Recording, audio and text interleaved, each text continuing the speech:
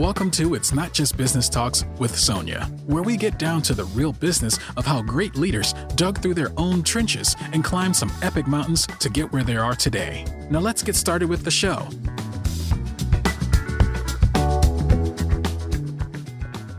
I am happy to introduce my guest today, Sharon Duncan, who is the founder and visionary behind Infinite Assets. Sharon, among other things, is a financial coach who brings decades of experience to her practice, and I look forward to unpacking the story behind all of this with you. Welcome, Sharon. Thanks for Glad coming to be here today. Yeah, well, thank you. And as I mentioned pre-interview here, these conversations that I'm having with business owners and entrepreneurs like you really are simply to share with the world that we didn't all start with silver spoons in our mouths. A lot of us bootstrapped our way up. We've all had a lot of experience to get us to where we are today. And so my curiosity about you, now, obviously I know what Infinite Assets is, but will you share a little bit of background, first of all, about that? Sure. You know, Infinite Assets grew out of my accounting business of 35 years, where I saw a need where people were having terrible trouble managing money. Mm-hmm. And I love the human being. I love how it works. I love how we think. Mm-hmm. I love the intuitive side of human beings. And I could see intuitively, the struggle that was happening with every single person who came into my office with financial fear. So Infinite Assets really is an intuitive financial coaching startup. We're really still, even after being in business for 30 years, this is really a startup. This part of it. And in its infancy, where I help people just see where the blockages are, see what's hooking them up. Because most people think financial coaching or a financial planner is really just about dealing with the finances. And if we don't talk about and deal with the human mm-hmm. component of it mm-hmm. and resolve that or understand that it's there, we can't overcome it and then build a beautiful future plan with purpose and ease. I talk about the hum of the refrigerator. Mm-hmm. If you've ever sat in your kitchen, and you notice when the refrigerator turns off, or back in the day when they were older, how loud they were. I exactly know what you're talking about. Yeah. Right. So they turn off, and then all of a sudden you notice how quiet it is. Well, mm-hmm. It's the same thing with financial fear. Because it's whether you're talking about it or not, it is running all the time mm-hmm. if you're not dealing with it. Because we deal with money all the time, sure. Right?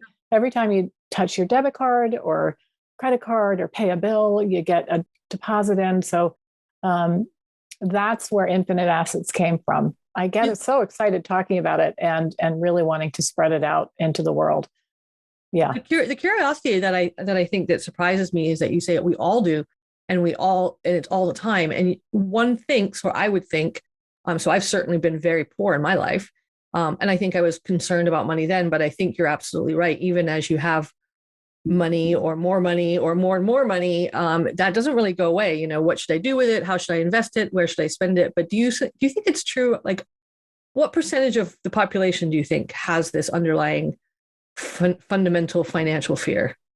I would say 99% of them. Yeah. I've worked with a lot of people with incredible wealth and people who are deeply in debt. Mm-hmm. And there is some kind of financial fear undertone going at all the time. Whether you have the money or don't have the money. Whether you have the money or don't have the money. And is somebody going to steal it from me? Is somebody going to take it? Am I going to lose it? That's more on the wealthy side. And, they have it as well.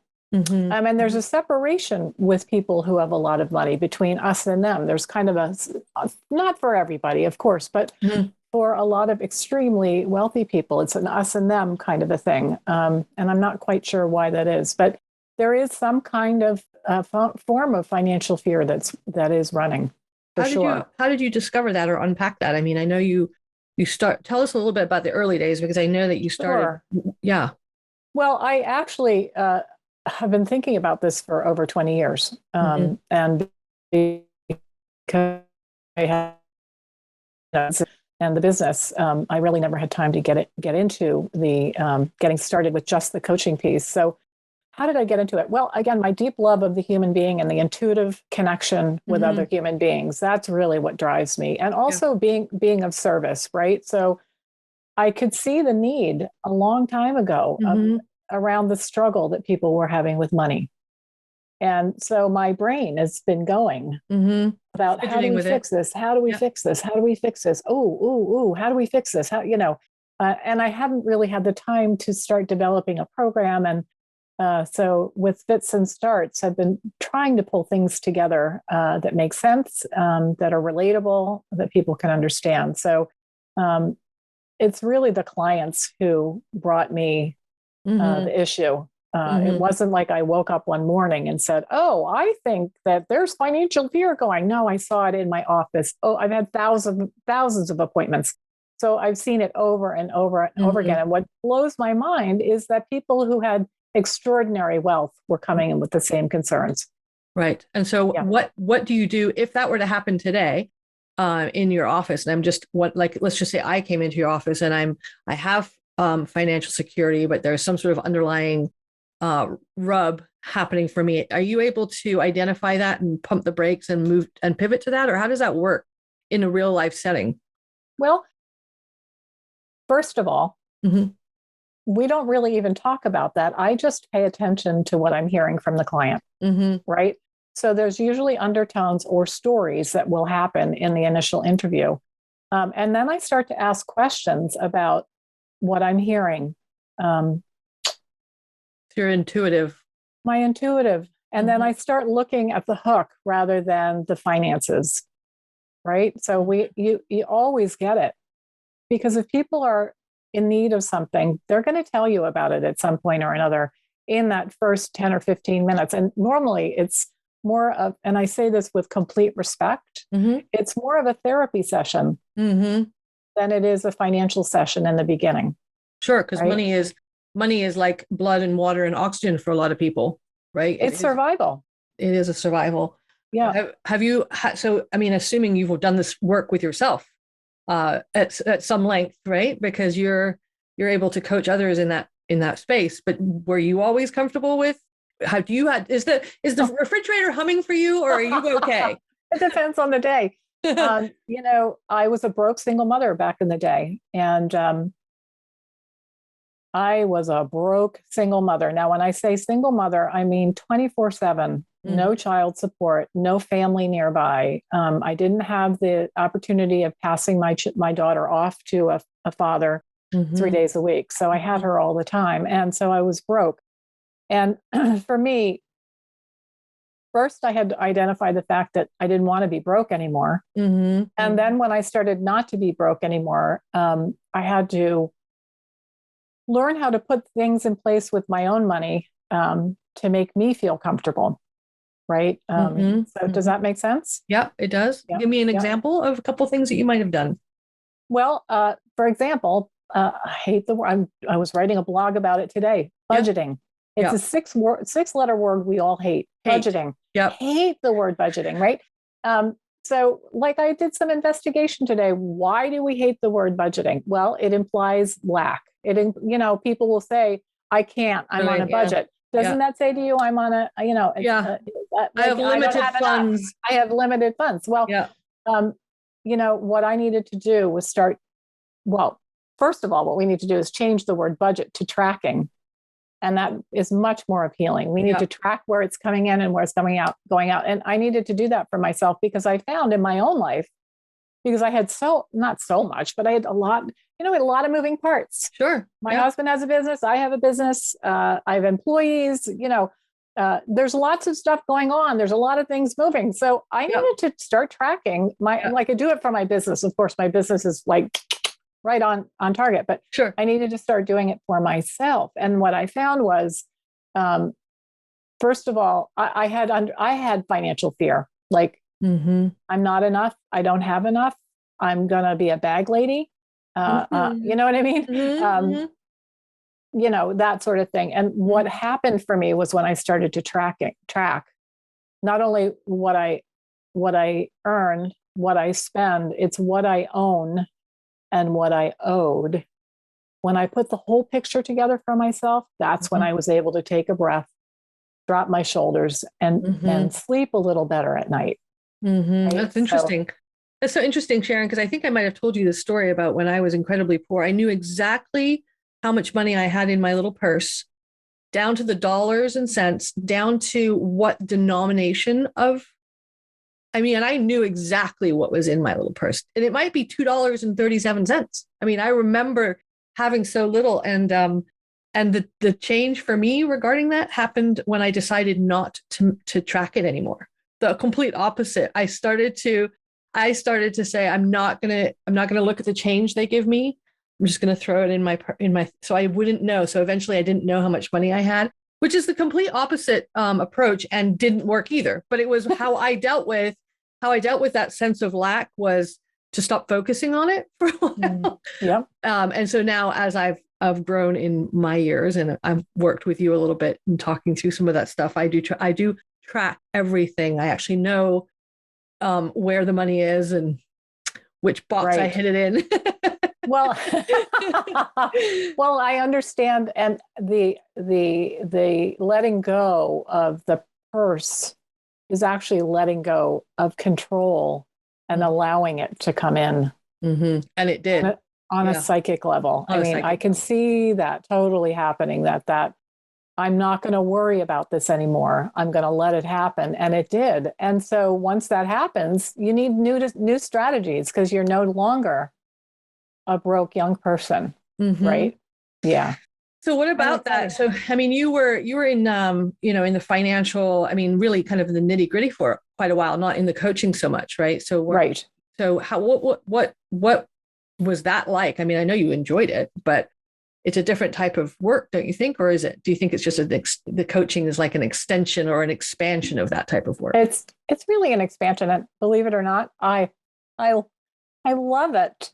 Most people think I'm crazy. Myself included. I really am. I love doing accounting, and I love tying things together and bringing the numbers together. And I love preparing tax returns. Oh my gosh.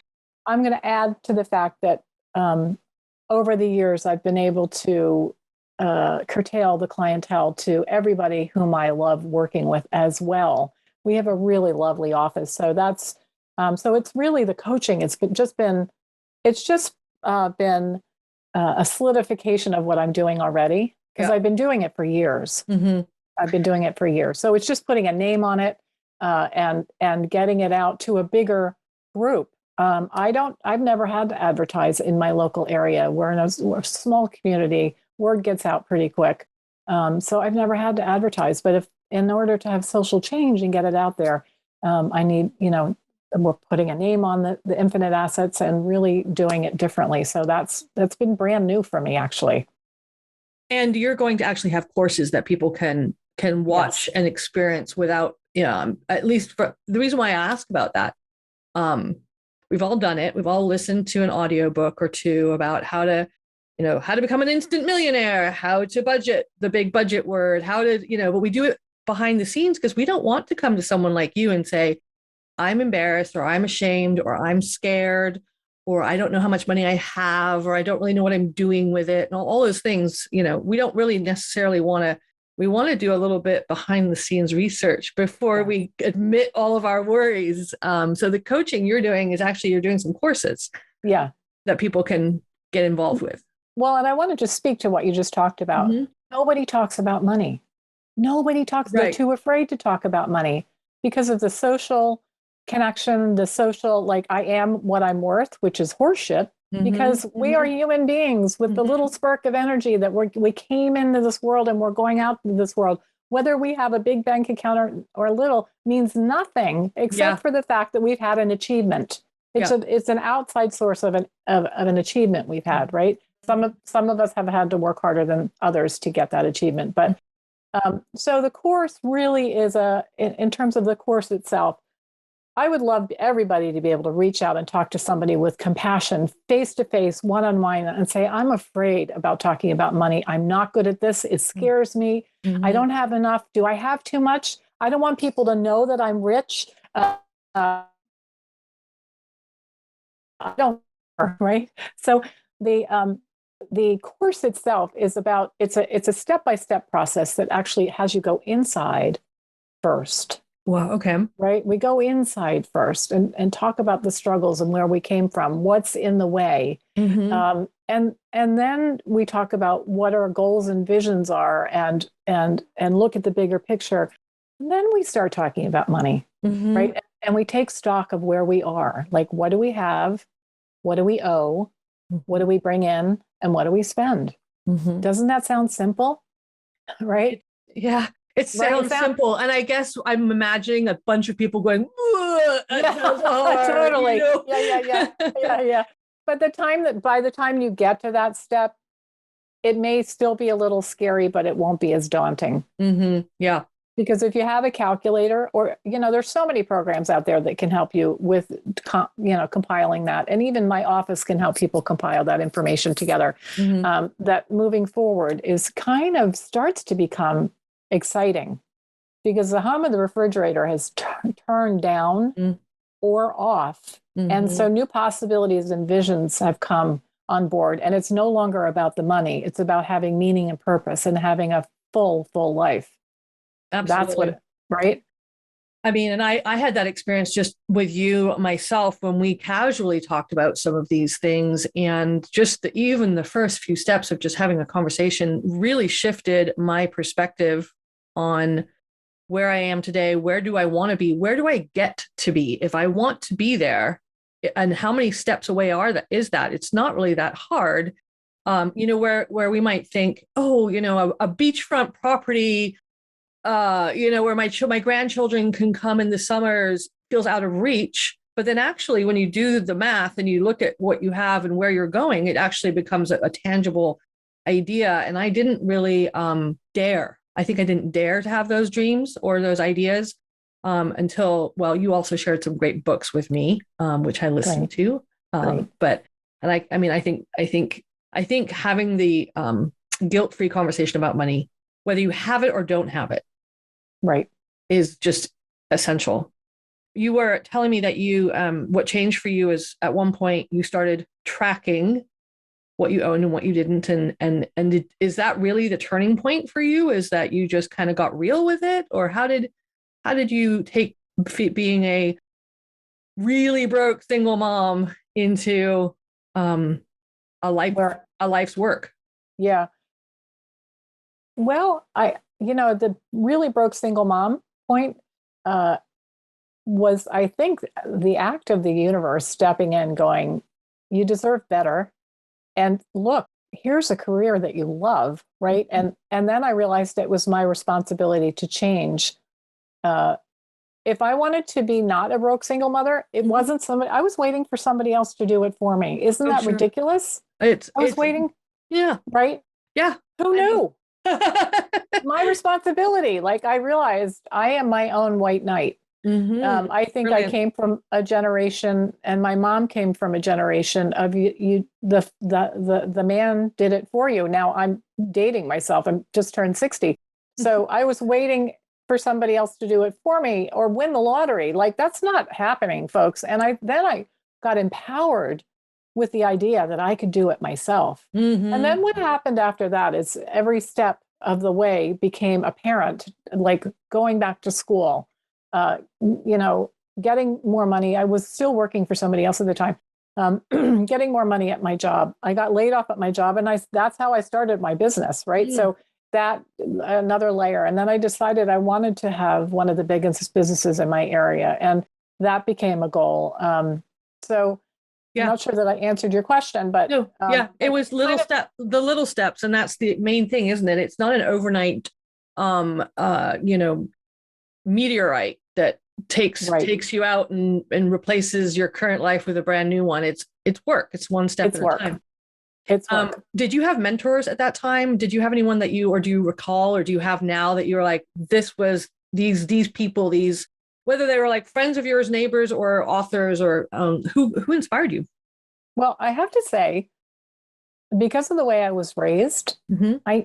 I never really had mentors. I was too afraid to ask for help. Mm-hmm. So the biggest difficulty I've had is doing it alone. like I'm doing it alone. So I'm just starting to have mentors and people that I admire. Like, of course not, I'm not going to remember any of them right now because we're talking That's totally about right. it. Yeah. Like, right. So I see people who inspire me, like people who inspire me are the ones that help me to get moving, and to keep going. Right. Yeah. In the day that I'm in, I don't know how it happens, but I have in a low day, the universe senses it. You read something on whatever, and you go, oh, Brene Brown talks about shame. I'm not good enough. Who do I think I am? No wonder I'm having trouble. That's the imposter tape is running for me today. Yeah, absolutely. Right. Yeah. So yeah, it's just a matter of showing up in the day that I'm in and doing the best that I can. Right. Right. And then moving forward toward, right. Well, and moving toward the goal, the big visionary goal. The big point about it is I have when I put everything on paper for myself, to go back to that question. Yeah. I have big visions of my life. Whether or not I get there, I don't know, but I'm working toward it. If you don't have a plan or a goal to move toward, you're going to be treading water in today because there's no forward motion. That's part of the plan that I have is that we got to have a forward motion. Like, where are we going, folks? What do we want to do? And I needed that when I started talking to you last year. I needed to be okay with having a plan and having a plan that might be a little more gargantuan than I thought I deserved to have, but to go there anyway. And then to realize, actually, that's not such an outlandish idea, to be fair. So you inspire me, and you are really amazing. I'm saying this with sincerity. Right back at you. Amazing person. Yeah. Do you and I'll wrap it up because I know just in terms of time, but I do have a curiosity about your something I actually ask a lot of entrepreneurs, because I have discovered that most have daily rituals or behaviors or activities that they do that balance out their day. The healthy ones, not me, not the ones that just work 12 hours a day and don't ever do anything else. But I'm curious if you have daily rituals or patterns of, your life that support your balance. Right. Years ago, I read the book, oh, darn it, I'm not going to remember her name. She talks about morning pages.